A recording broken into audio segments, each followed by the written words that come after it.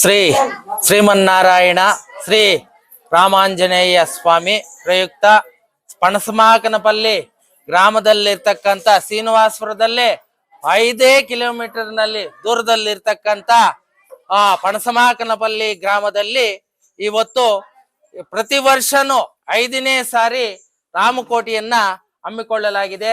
ಈ ರಾಮಕೋಟಿಗೆ ಅನೇಕ ಗ್ರಾಮಸ್ಥರು ಅಂದ್ರೆ ಪಣಸಮಾಕನಪಲ್ಲಿ ಗ್ರಾಮಸ್ಥರೆಲ್ಲ ಸೇರಿಕೊಂಡು ಅದಕ್ಕೆ ಖರ್ಚನ್ನ ನಿಭಾಯಿಸಿ ಎಲ್ಲರೂ ಇಲ್ಲಿ ಬಂದು ಸಹಕಾರವನ್ನ ಮಾಡಿ ಈ ರಾಮಕೋಟಿಯನ್ನ ನೆರವೇರಿಸಿದ್ದಾರೆ. ಅದೇ ತರಹ ಅನೇಕವಾಗಿರ್ತಕ್ಕಂಥ ಅನ್ನ ಆಹಾರ ಪದಾರ್ಥಗಳನ್ನ ಬಡಿಸಿ ಈ ರಾಮಕೋಟಿಯನ್ನ ಯಶಸ್ವಿಯಾಗಿ ಮಾಡಿ ಕೊಟ್ಟಿದ್ದಾರೆ. ಅವರಿಗೆಲ್ಲ ಧನ್ಯವಾದಗಳನ್ನ ಮಾಡುತ್ತೇನೆ. ಮತ್ತೆ ಈ ಅಭಯಾಂಜನೇಯ ಸ್ವಾಮಿ ಪಣಸಮಾಕಲ್ಪಲ್ಲಿಯಲ್ಲಿ ಇರ್ತಕ್ಕಂಥ ಅಭಯಾನ್ ಸ್ವಾಮಿ ಬಹಳವಾಗಿರ್ತಕ್ಕಂಥ ಶಕ್ತಿಯುತವಾಗಿರ್ತಕ್ಕಂಥ ದೇವರಾಗಿರ್ತಾನೆ. ಆ ದೇವರು ಎಲ್ಲರಿಗೂ ಪಣಸಮಾಗನಬಲ್ಲಿ ಗ್ರಾಮಸ್ಥರಿಗೆ ಎಲ್ಲರಿಗೂ ಅಭಯ, ಆರ್ಯ, ಆರೋಗ್ಯ, ಐಶ್ವರ್ಯ, ಧನ, ಕನಕ, ವಸ್ತು, ವಾಹನಾದಿ, ಪಶುಸಂಗೋಪನ ಅಭಿವೃದ್ಧಿಯಾಗಲಿ, ಹಣಕಾಸಿನ ಅಭಿವೃದ್ಧಿಯಾಗಲಿ ಅಂತೇಳಿ ಎಲ್ಲರಿಗೂ ಆಶ್ರಯಿಸುತ್ತಿದ್ದೇನೆ.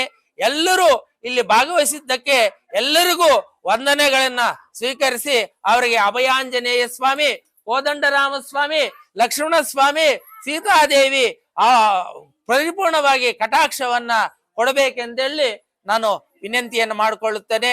ಎಲ್ಲರೂ ಗ್ರಾಮಸ್ಥರೆಲ್ಲ ಅನ್ಯೋನ್ಯವಾಗಿ ಈ ಕಾರ್ಯಕ್ರಮವನ್ನ ಯಶಸ್ವಿಯಾಗಿ ಮಾಡಿಕೊಟ್ಟಿದ್ದಕ್ಕೆ ಅವ್ರಿಗೂ ಧನ್ಯವಾದಗಳನ್ನು ಹೇಳುತ್ತೇನೆ. ಇಲ್ಲೂ ಬಂದಿರತಕ್ಕಂತ ಹೆಣ್ಣು ಮಕ್ಕಳು, ಹೆಣ್ಣು ಹುಡುಗಿಯರು, ವಯಸ್ಸಾಗಿರ್ತಕ್ಕಂಥ ಒಳ್ಳೆ ಯುವಕರು ಎಲ್ಲ ಸಹಕರಿಸಿ ಎಲ್ಲ ಇಲ್ಲಿ ಕಾರ್ಯಕ್ರಮವನ್ನು ಯಶಸ್ವಿಯಾಗಿ ಮಾಡಿಕೊಟ್ಟಿರೋದಕ್ಕೆ ಅವ್ರಿಗೂ ಧನ್ಯವಾದಗಳನ್ನ ಅರ್ಪಿಸ್ತೇನೆ.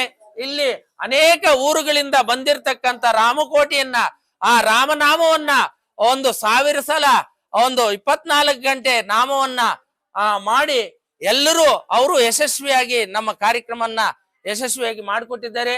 ಅವ್ರಿಗೂ ಧನ್ಯವಾದಗಳನ್ನ ಅರ್ಪಿಸಿ ಎಲ್ಲರಿಗೂ ಈ ಅಭಯಾಂಜನೇಯ ಸ್ವಾಮಿ ಪರಿಪೂರ್ಣ ಕಟಾಕ್ಷವನ್ನ ಕೊಡಬೇಕೆಂದು ಮನವಿ ಮಾಡಿಕೊಳ್ಳುತ್ತೇನೆ.